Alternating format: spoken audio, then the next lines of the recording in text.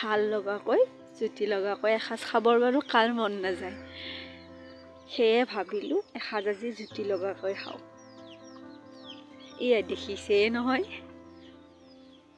আজিৰ এই স্পেচিয়েল জুতি লগাকৈ থালিখন মই কেনেকৈ বনালোঁ, কি কৰিলোঁ ভাবিছোঁ অকণমান আপোনালোককো দেখুৱাওঁ। বলকচোন তেতিয়া ভিডিঅ'টো চাওঁ।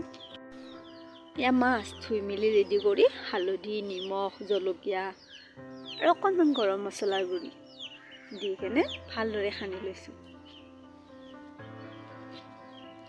এইফালে কেৰাহীটো গৰম হ'লেই মাছখিনিবোৰ এপিচ এপিচকৈ দি লৈছোঁ।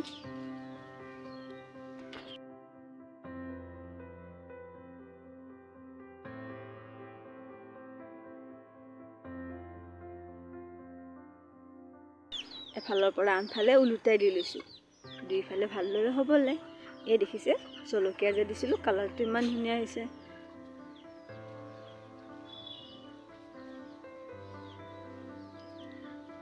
আৰু এইয়া চাওক মোৰ মাছ ভজা ৰেডিয়ে হৈ গ'ল।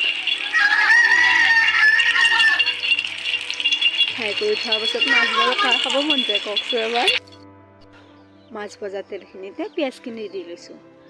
আদা, নহৰু, গোটা ধনিয়া, গোটা জিৰাৰ পেষ্ট একেলগে দি লৈছোঁ। এইখিনি ভালদৰে ভাজি লৈছোঁ। ভজা হোৱাৰ পিছতে এয়া জলকীয়াৰ গুড়ি, হালধিৰ গুড়িখিনিও দি লৈ গোটেইখিনি আকৌ এবাৰ ভালদৰে ভাজি লৈছোঁ। মই কিন্তু বনাই মেলি বৰ ভাল পাওঁ দেই।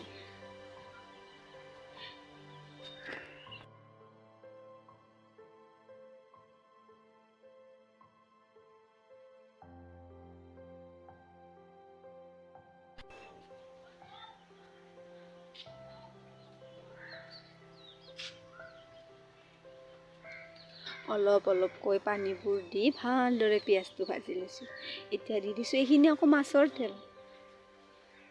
মাছৰ লগতে মাছৰ তেলো অলপ আহিছিলে সেইখিনি পিঁয়াজৰ লগতে একেলগে দি লৈছোঁ যাতে তেলখিনি ভালদৰে গলি নাযায়।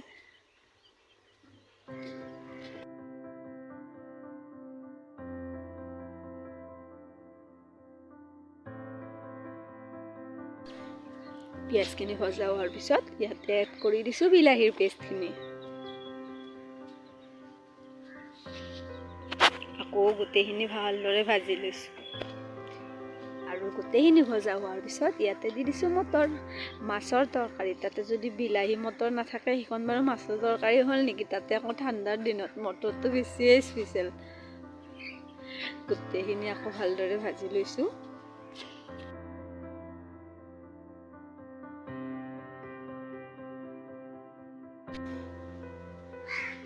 এইখিনি ভজা হোৱাৰ পিছত ভজা মাছখিনি অলপ এপিচ এপিচকৈ দি লৈছোঁ গোটেইখিনি।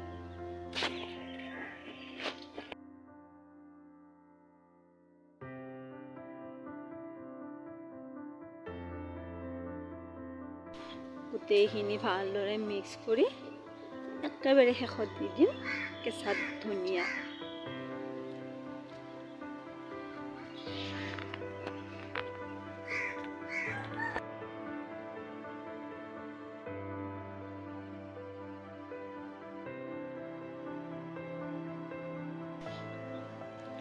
আৰু এয়া মোৰ মাছৰ তৰকাৰী ৰেডি।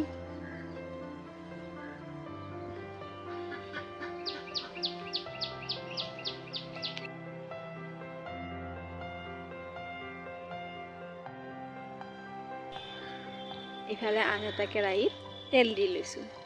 ইয়াতে আমি ভাজিম পিঁয়াজৰ ঠাৰি আৰু আলু।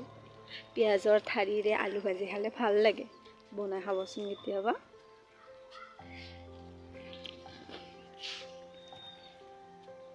ইয়াৰ ওপৰতে হালধি, নিমখ দি গোটেইখিনি ভালদৰে লৰাই লৈছোঁ।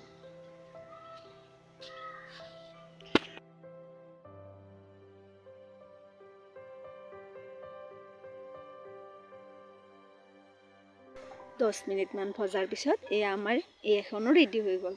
গোটেই শেষত কেঁচা ধনিয়া অলপ দি লৈছোঁ।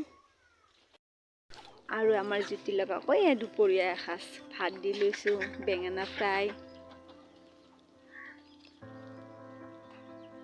এয়া আলু ভাজি,